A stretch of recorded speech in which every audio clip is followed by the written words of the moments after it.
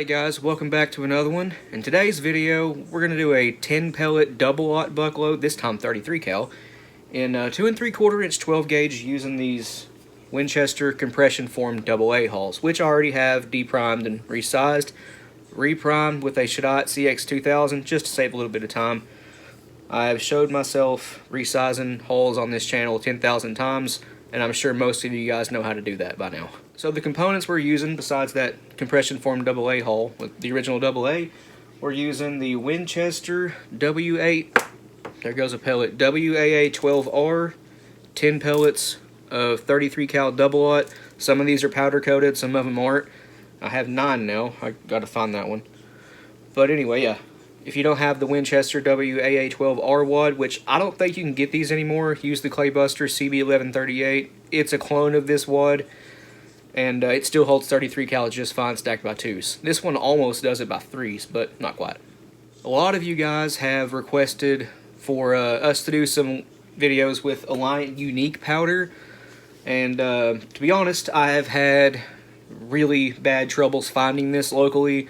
Yes, it's been available online here and there, but I don't like getting powder offline.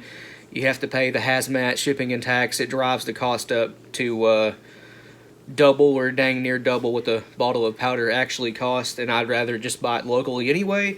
So the shop right across the road, literally right across the road from my house, has this. Just 2 bottles of it, and my wife was gracious enough to buy me one because she knows you guys have been asking for it for a long time. So not that it matters, but 8 of these are powder coated and 2 of them aren't. The reason why I powder coat pellets is to color coordinate the different sizes. 33 cal, 32, and 31, they're so close that just a quick glance by the eye, most people anyway, I can't tell what size it is, so I color coordinate them. 33 cal, I typically do in this weird bluish green color, it's blue-green. 31 cal is green, 30 cal pink, 32 cal I typically just leave them uncoated. Right now I actually have my 31 cal powder coated red. Last 2 things we're using is Ballistic Products Buffer. Use any one of the 3. I think they actually used to have 4. Special Mix C, something like that, I don't know. But I'm using mix number 47. And a literal paper thin slice of a 12 gauge overshot card, just to stop the buffer from leaking out. Now, one thing I do want to mention is stack height is a little bit tall in this load, but, well, you can see the crimp here. It ain't perfect, but it's still pretty good. These Winchester AA compression formed hulls, they crimp great no matter what. If you're using the AA HS or possibly even Remix and STS hulls, any one of the multiple varieties they come in, the crimp may not turn out absolutely perfect, but they don't have to be perfect, they'll still shoot. So to get this started, we need 22 grains of Alliant Unique. You can get a 1 1/4 ounce load using the Winchester WAA F114 wad, and 23 grains of that will get you 1250 FPS. I'm using 22 grains here because I am using a different wad. By the way, that load is listed at 9,000 PSI. And again, because I'm using a different wad, I'm backing the powder charge down a grain.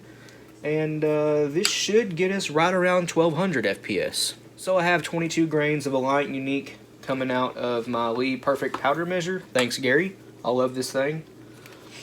Actually, these things throw pretty consistent charges. Sometimes they're off by at most 0.04 of a grain, or 0.4 of a grain. Not quite half a grain, but close. Still, it's best to always weigh your powder charges on the scale, but I know this is right at 22 grains. 10 pellets of 33 cal double-aught, and if you want to, add a Mylar wrap in here. That will help tighten up patterns. Now, as you can see, hopefully, stack height just is a little bit tall. That's okay. We need our mix number 47 buffer. If you don't know what buffer does, it helps tighten up patterns, especially at longer ranges. This takes about 1.5 scoops of the Lee 2.2 cc dipper. That should do it right there. Tap or vibrate it into place. I was using an electric toothbrush, but I have lost it. Once you have the top row of pellets about halfway covered and no more is settling, grab a literal paper thin slice of overshot card, 12 or 16 gauge, and throw that right on top. And then crimp it. This has an 8-point crimp on the Lilo et al. That is the front pre-crimp station, and you want the crease between the 2 points facing you. Easy enough.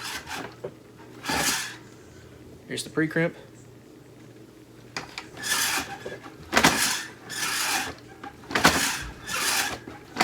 I've also added the overshot card in this one because I did not add it in these. There's also no buffer in these two sitting over here.